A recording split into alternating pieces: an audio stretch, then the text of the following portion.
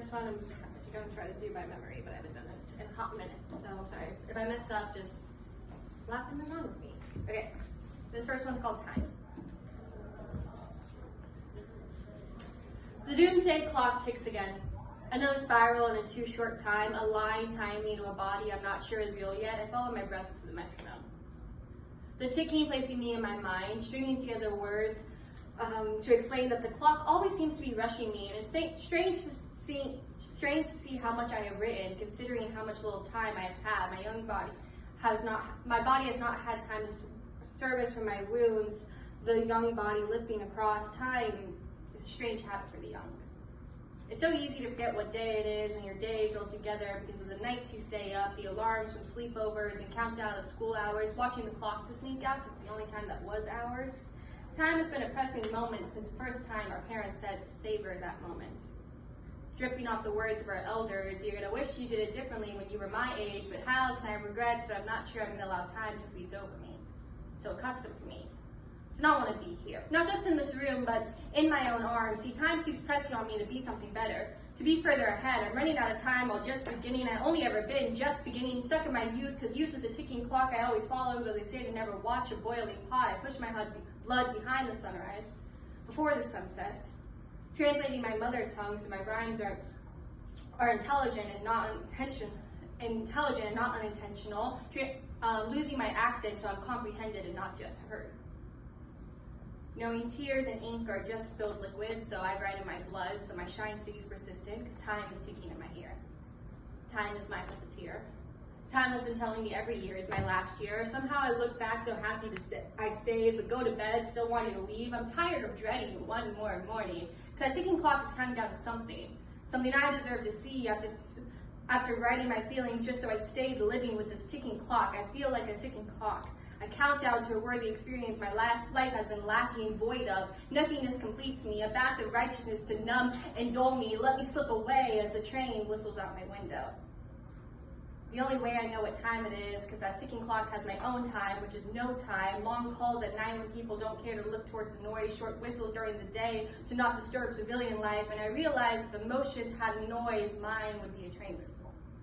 Though I'm not sure who's pulling my cord as I pull back my curtains to let in the light of a new day that feels like a continued age of breaking down, cycles that keep me empty, timers of tomorrow that I set so this insomniac habit of derangement doesn't carry on to the tomorrow that is today, that is yesterday, is my last year, is my first year, is my last day. Remember, I am a ticking clock. Except lately I feel like a ticking bomb, a countdown to a paroxysm. Maybe I am borderline, losing my mind to a tightrope of youth I've never known, a cycle of bitterness, an occasion of I don't know, because I don't know, and I don't know when my cycle of worrying started, but here I am.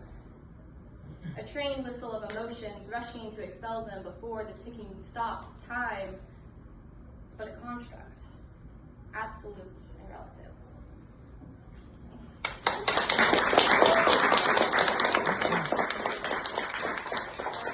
This next poem I also haven't performed since I wrote it 2 years ago. It's called The Barbie Movie.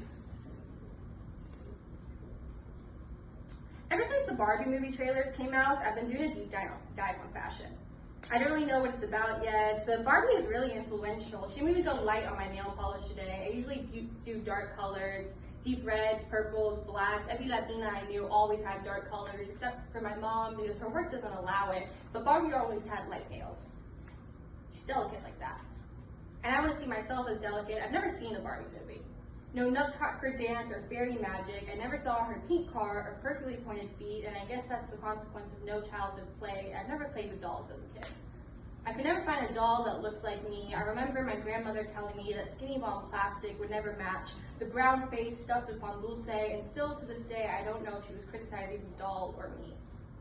I guess this is the burden of living within a family that only watched scary movies and sports teams. My femininity, I've had to piece it together as I go along. My brothers got the dolls. We called them action figures, quite clearly showing whose imagination is safe in this society. My family never seen my brothers play as a cause for concern, but my choice was taken away. The only dolls that looked like me were Bratz dolls associating color with attitude, but in reality, anger was a phantom expression of mine. Always having to bite my tongue to not upset my white family around me, and when they saw me for the first time in years, they said, "You're as pretty as a doll." But what pretty is seen in a doll that's all marked up, marks that you gave, scratches that I saved, scratches that go beneath the surface, body image that is less than perfect. Are you sure you're talking about my appearance? Or the fact that I am so terrified of you that I won't fight back? When you place me however you want me in your scenes, I guess make-believe is not the whole point of dolls. No. It's what you see in the plastic before you, and now the world tries to play me like an American Girl doll. Summaries of life-threatening stories, photo shoots on the basis of diversity wrap up my doll life story, but I can't be that perfect doll. What doll understands the violence of a traumatized mind? Pretty as a doll repeated in my life, all I wanted was a good family life, but all he created was a good family lie, and I'm grown now. And I still never played with dolls. Why would I? I would never play as well with them as they did with I. Thank you.